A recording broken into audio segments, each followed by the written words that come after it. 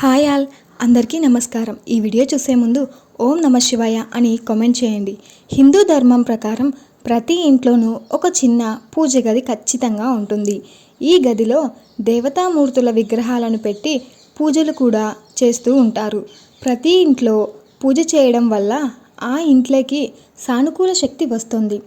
దేవతలను తప్పకుండా పూజ చేస్తే ఇంట్లో పాజిటివ్ ఎనర్జీ వస్తుంది అని నిపుణులు చెబుతున్నారు.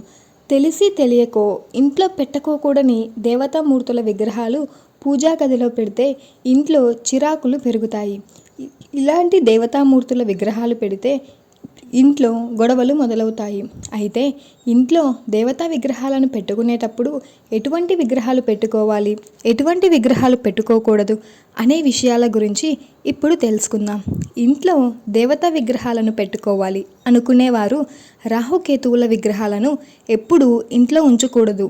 ఇంట్లో రాహుకేతువుల విగ్రహాలు, చిత్రపటాలు పెట్టుకుంటే ఇంట్లోకి నెగిటివ్ ఎనర్జీ వస్తుంది. ఆ కుటుంబ సభ్యులు అనేక కష్టాలను ఎదుర్కోవలసి వస్తుంది. ఇంట్లో మహంకాళి విగ్రహాన్ని పొరపాటున కూడా పెట్టుకోకూడదు. తల్లి దుర్గా మరియు పార్వతీదేవి యొక్క మరొక రూపంగా మహంకాళిని భావిస్తారు. మహంకాళి విగ్రహాన్ని ఇంట్లో ఉంచుకోవడం వల్ల ఇంట్లోకి నెగిటివ్ ఎనర్జీ వస్తుంది. ఇంకా చెప్పాలంటే ఇంట్లో లక్ష్మీ నరసింహస్వామి విగ్రహాన్ని ఎప్పుడూ ఉంచకూడదు. దుష్టుడైన హిరణ్యకశిపుడిని చంపడానికి విష్ణువు నరసింహస్వామిగా భూమిపై అవతరించాడు.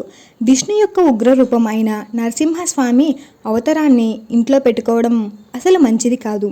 అందుకే పొరపాటున కూడా లక్ష్మీ నరసింహస్వామి విగ్రహాన్ని ఇంటికి తీసుకురాకూడదు. అలాగే ఇంట్లో పెట్టుకోకూడని మరొక విగ్రహం శనిదేవుడి విగ్రహం. శనిదేవుడి విగ్రహాన్ని పొరపాటున కూడా ఇంట్లోకి తీసుకురాకూడదు అని నిపుణులు చెబుతున్నారు. కాబట్టి ప్రతిరోజు ఇళ్లలో పూజలు చేసుకునేవారు దేవుని గదిలో పెట్టుకునే విగ్రహాల గురించి తెలుసుకొని ముందు జాగ్రత్త పడటం మంచిది అని నిపుణులు చెబుతున్నారు. ఈ అవగాహన లేకుండా ఈ విగ్రహాలను తెచ్చుకుంటే అనవసరమైన కష్టాలను ఎదుర్కోవలసి వస్తుంది అని అంటున్నారు.